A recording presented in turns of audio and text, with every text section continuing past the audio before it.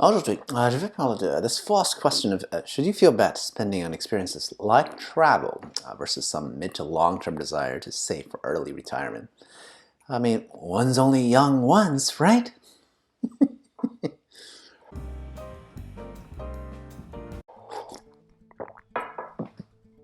Ayo, Zempak here. Another day not working for the man, the authority, the capitalist system, or whatever it is. I'm not working for it.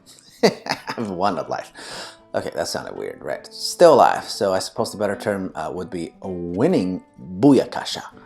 Anyway, tangent done. So today I want to address what seems like a pretty reasonable question anyone interested in fire has asked themselves at some point. Once again, I left this straight out of the Facebook fire group, so let's read the actual cue first, and I quote, "Now, for those who like to travel but also like to save, do you regret any decisions to not travel while young in order to save money for the future?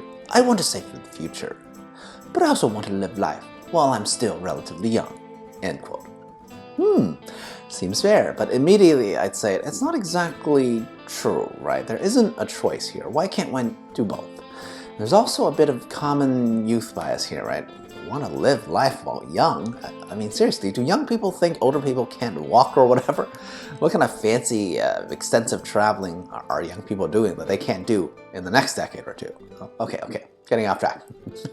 But today, I'm just gonna cover why I think on the way to fire, it is vital to do both the saving and the experiencing, aka traveling, right? Anyway, if you're intrigued by what I might say, please subscribe, like, comment, share, and all that social media buzzwords, or whatever, because I'm rich enough for me, and we'll be great regardless.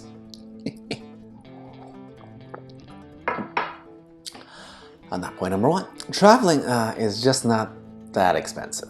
Because, well, the world's a big place. Heck, even the US is a big place. So if you're really at the beginning stages of one's financial journey, why not just start closer to home? Right? The good old US of A is practically the size of other continents, right? So even just the continental 48 states has some tremendous amount of variety in terms of geography and even some parts culture, right? So go out and see this country locally if need be, right?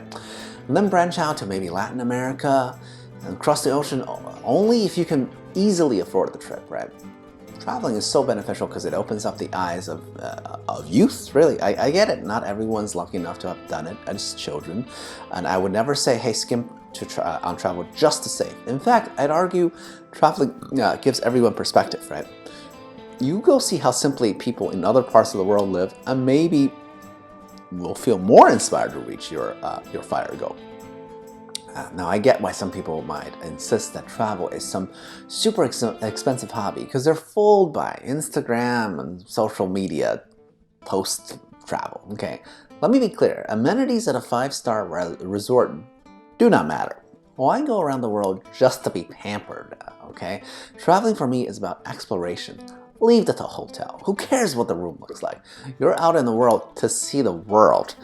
Not to be in a cocoon for a first worlder, okay? Sorry, I can only speak from the perspective of an American. Sorry.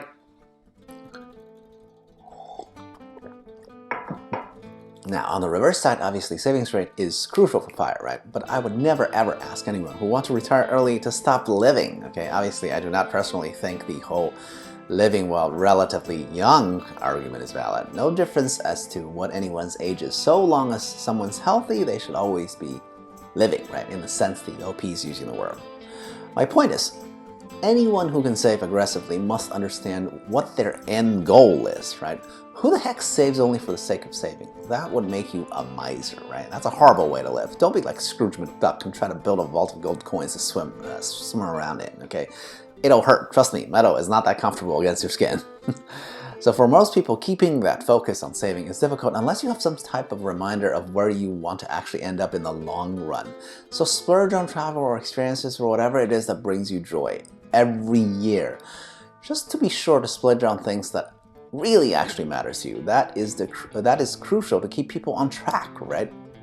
Saving for retirement should not be so focused on deprivation only, right? That's the wrong way to look at it. Instead, spend on the things that really matter, and you remember why you want to get out of the rat race to begin with. Okay.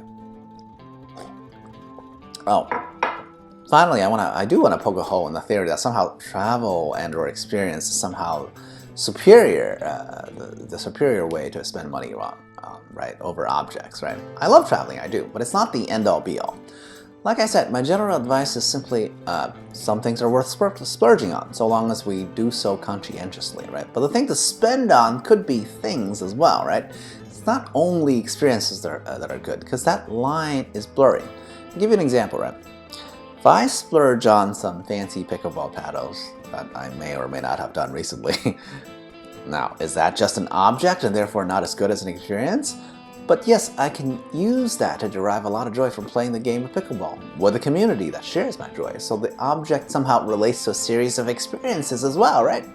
Now, on the flip side, some people would call like going to a great restaurant a pure experience.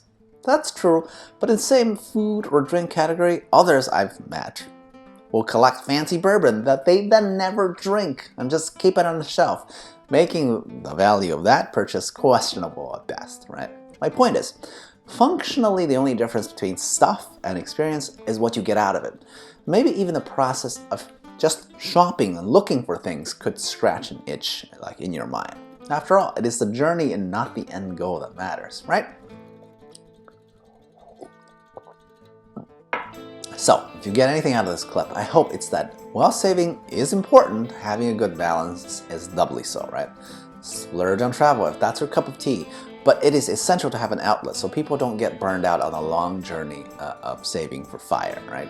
The reality is that most people have normal, regular jobs, and so early retirement is not going to happen in 5 years or less, right? The journey to FIRE is still a relatively long-distance run. Not quite a marathon like regular, age retirement when you're a senior, but it's definitely not a sprint. So the only way to keep it up is to reward yourself occasionally and keep things in perspective. After all, if a regular dude like me can achieve it, without any side hustles or trust funds, anyone can. Okay? So cheers, a la prochaine.